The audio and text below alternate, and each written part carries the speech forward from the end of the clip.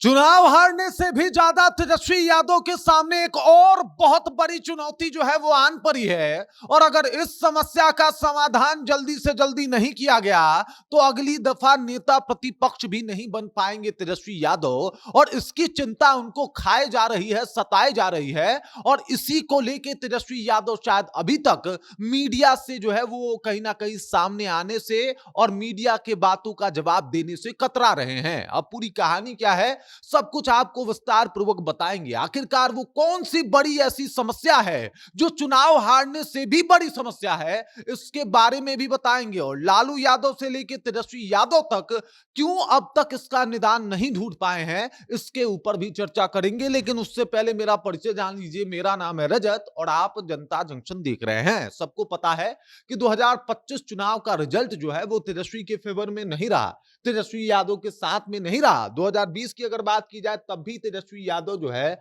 वो नेता प्रतिपक्ष ही थे, लेकिन उस वक्त इनका पावर, इनका जलवा और इनकी एनर्जी अलग लेवल पे थी। उस वक्त तेजस्वी यादव ने ये प्रूव किया था कि भाई साहब ये कुछ भी कर सकते हैं। लेकिन 2025 का रिजल्ट जो है वो पूरा बदल जाता है, क्योंकि सीटों की संख्या में एकदम से भारी एक उलटफेर देखने को मिलता है। और इस वजह से तेजस्वी यादव जो है वो परेशान है। समस्या यही नहीं है, बल्कि समस्या इससे भी कहीं ज्यादा बड़ी है। मतलब इससे पहले यानी 2020 में जब ये नेता प्रतिपक्ष थे तो ये उस वक्त आरजेडी जो थी वो बिहार की नंबर 1 पार्टी थी, सबसे ज्यादा अधिक सीटों वाली पार्टी थी। लेकिन वो बात अब इस बार नहीं है, बल्कि आरजेडी मात्र 25 सीटों पे सिमट के रह गई है। और ये समस्या एक विषम और बड़ी समस्या मानी जाती है और मानी जा भी रही है।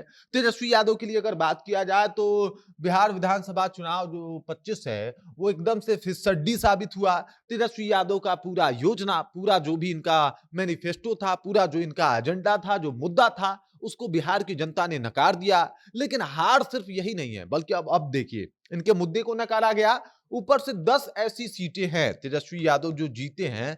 10 ऐसी सीटें हैं जहां पे हार जीत का अंतर 10,000 से भी कम है। मतलब तेजस्वी यादव जहां पे जीते हैं, तेजस्वी यादव की पार्टी आरजेडी जहां से चुनाव जीती है, आरजेडी जहां से चुनाव जीती है, वहां पे जीत का अंतर मात्र 10,000 है या उससे कम है, 10,000 से कम है। अब सोचिए कि 10 सीटें जहां पे 10,000 से कम से सीट आप जीते हैं और आपके पास 25 विधायक हों, तो ऐसे में चिंता का विषय इसलिए हो जाता है कि अगर 2030 में चुनाव होता है और अगर आप इतने भी विधायक नहीं जीत पाते तो समझ जाइए कि आप नेता प्रतिपक्ष भी नहीं रह पाएंगे। और ये कहीं ना कहीं और ज्यादा शर्मनाक हो सकता है। और इसी वजह से तेजस्वी यादव की चिंता जो है वो दिन रात बढ़ गई है। ऊपर से जो इनकी परंपरागत सीट थी, चाहे वो हसनपुर हो या फिर महुआ हो, अगर बात किया जाए राघोपुर का, तो राघोपुर पे भी हार जीत का अंतर मात्र 8,000 रहा है।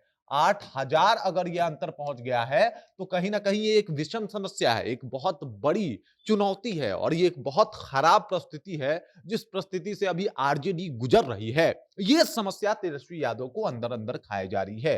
राघोपुर से मात्र 8,000 वोटों से जीतना, वो भी स्वयं तेजस्वी यादव का, कहीं ना कहीं इनको बहुत ज्यादा परेशान कर रहा है। और ये परेशानी पूरे आरजेडी के लिए जो है वो बहुत बड़ी परेशानी है, क्योंकि कई ऐसी सीटें हैं जहां पे मात्र आप 8,000 10,000 वोटों से जीत रहे हैं। तेजस्वी यादव खुद 8,000 10,000 वोटों से जीत रहे हैं और यह आंकड़ा 10,000 वोटों से नीचे का है। तो कहीं ना कहीं समस्याएं जो है वो आपकी बड़ी है। और आपको समझना पड़ेगा कि भाई साहब, ये आंकड़े जो आपके पास विधायकों की है, अगर उसमें से थोड़ा बहुत भी उलटफेर होता तो शायद ये आंकड़े आप 25 तक भी नहीं पहुंच पाते।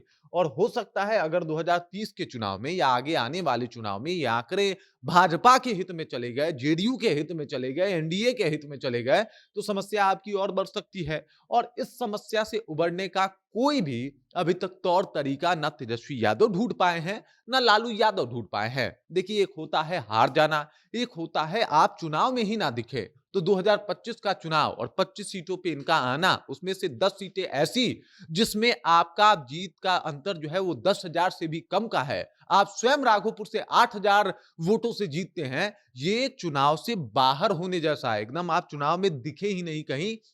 और ये आंकड़ा कुछ ऐसा दर्शाता है, ये चिंता है तेजस्वी यादव को आरजेडी के भविष्य को लेके कि भाई साहब देखिए चुनाव तो हम इस बार हार गए हैं, लेकिन कमबैक करने के लायक भी तो आपके पास सीटें होनी चाहिए, आपके पास उस तरीके का मजबूत एक एक तरीके से मान लीजिए कि आप 25 सीट ही जीते होते, लेकिन हर पे बढ़त जो है वो 20,000 से अधिक होता तो माना जाता कि यहाँ पे तो आपका दबदबा है, बाकी सीटों पे काम करने की आवश्यकता है या बाकी विधानसभा क्षेत्रों में काम करने की आवश्यकता है, जरूरत है। लेकिन अब आपको राघोपुर में काम करना पड़ेगा, अब आपको राघोपुर में दिखना पड़ेगा, हसनपुर वापस लेना है जो आपके हाथ से निकल गया है। अगर बात किया जाए तो महुआ आपके हाथ से निकल गया है, उसके ऊपर आपको जीत की आवश्यकता है। और इस तरीके से अगर आप अपनी परंपरागत सीट को नहीं बचा पाएंगे तो मतलब आपका वजूद बचना मुश्किल है। और ये अब चिंता हार जीत का चिंता नहीं है, बल्कि वजूद बचाने की चिंता है।